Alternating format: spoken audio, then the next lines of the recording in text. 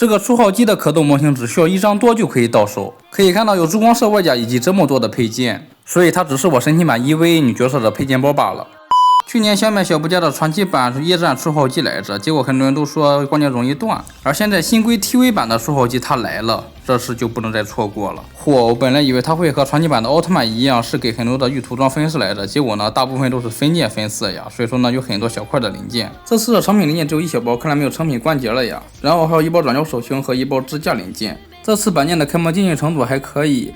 分色呢主要就是靠分镜来实现的嘛。预涂装分色的零件少得可怜，可以忽略掉。紫色的零件是额外给到了珠光的配色，毕竟它的定位是拼装积木人嘛，所以说不需要借助任何的工具，不需要补色，也没有补色贴纸，就可以轻松的完成所有的拼装。这就是我干了1个晚上的成果了。毕竟造型比较简单嘛，所以说整体的效果还是没啥问题的。就是身上的这个紫色的珠光色呢，可能有人不喜欢吧，不喜欢的话需要你去重喷，或者是直接不考虑。它的重量方面呢是55克，同样是传奇版，毕竟出号机的身材太瘦了嘛，所以说和这一个奥特曼比呢是体积要小了不少。细节方面可以看到它头角上的绿色眼睛，以及腮帮子的绿色，还有眼睛旁边的红色眼线呢，都是用的预涂装分饰。腮帮子的三角形是以印还原的，颜色偏淡一些，其他的都是涂装嘛。可以看到头角还有下巴的绿色呢是没有什么明显色差的，这样整体看起来这个头部的效果还是蛮不错的。就是它的后脑勺这个浅奶紫色是有点小缝隙的，显得有点突兀，因为身体斜的地方呢是没有这么大的缝的。它的嘴巴可以张开，里面对应的分色细节呢都有还原出来。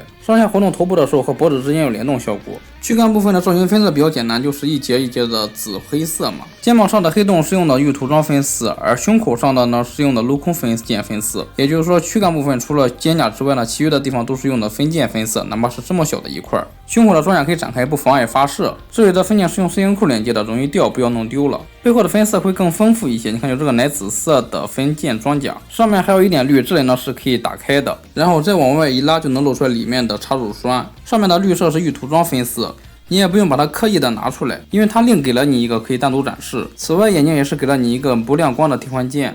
四肢部分呢，肩胛这一块呢不能够展开变形拿出来里面的刀，不过它给了你对应状态的替换件。然后可以看到肩膀还有小臂部分呢，这些图案都是用的一印还原的。然后整个大臂部分的横纹线都是开在了正面，比较扎眼睛，其余的部分倒是没有这么高。下半身造型比较简单，除了关键部位有点黑绿黄之外，其余的地方就都是紫色。膝盖上的黑色是在黄色分件上面涂的分色，其余的地方就没有额外的涂装分色了。可动方面，低头幅度很小，抬头幅度还可以，转动的幅度很大。